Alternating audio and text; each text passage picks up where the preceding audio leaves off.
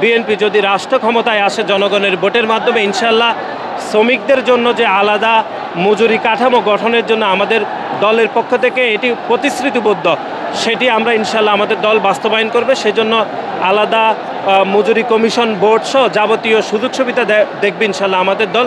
সেটি আমাদের দল ইতিমধ্যে এটি ঘোষণা দিয়েছে।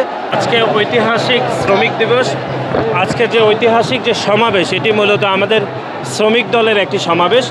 আমরা বাংলাদেশ জাতীয়তাবাদী ছাত্রদল শ্রমিক দলের এই সমাবেশকে সফল করতে আমরা তাদেরকে সমর্থন দিতে আজকে এখানে আমরা উপস্থিত হয়েছি।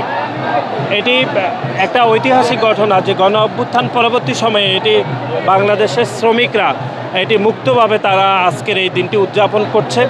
এবং একই সাথে আমরা যেটি মনে করছি সেটি হচ্ছে জুলাই এবং আগস্টের গণ অভ্যুত্থানে যেরকম ছাত্র জনতা যেরকম অংশগ্রহণ করেছে, আপনারা দেখেছেন যে শ্রমিকরাও কিন্তু ব্যাপকভাবে অংশগ্রহণ করেছে। এবং শ্রমিকরা কিন্তু এই আন্দোলনে শুধু অংশগ্রহণ করে নাই, তাদের মধ্যে থেকে অনেকে শহীদ হয়েছেন। কিন্তু যেটি দুঃখজনক এবং উদ্বেগের সেটি হচ্ছে যে শ্রমিকরা যে এত শ্রমিক যে এই আন্দোলনে শহীদ হয়েছেন, তাদের আত্মত্যাগের কথা কিন্তু সেভাবে উচ্চারিত হচ্ছে না।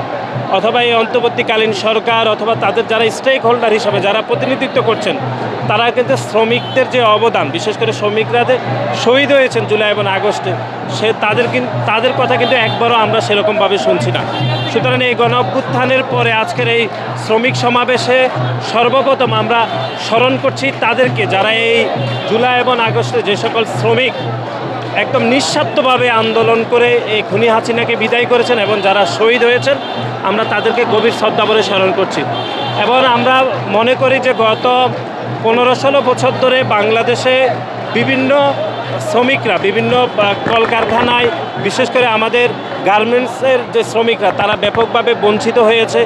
বিভিন্ন কলকারখানায় আপনারা দেখেছেন যে আগুনে অনেক শ্রমিক মারা গিয়েছে অথবা বিভিন্ন ক্ষতিগ্রস্ত হয়েছে, কিন্তু তার বিপরীতে শ্রমিকরা যে ক্ষতিপূরণ পাওয়ার বিষয় অথবা তারা যে ন্যায্য বিচার পাওয়ার কথা, সেটি কিন্তু সেভাবে পায়নি। সুতরাং গত 16-17 বছর ধরে যে সকল ঘটনায় শ্রমিকরা আহত হয়েছেন, নিহত হয়েছেন, তাদের পরিবারকে ক্ষতিপূরণের আমরা দাবি জানাচ্ছি। এবং জুলাই এবং আগস্টে যে সকল শ্রমিকরা শহীদ হয়েছেন, তাদের পরিবারের প্রতি সমবেদনা জানাচ্ছি এবং তাদের পরিবারকে ক্ষতিপূরণ দিতে হবে। আজকের এই ঐতিহাসিক শ্রমিক দিবসে আমরা বাংলাদেশের মেহনতি মানুষ যারা শ্রমিক হিসাবে কাজ করছেন, তাদের সবাইকে আমরা আজকের এই দিনে শুভেচ্ছা জানাচ্ছি।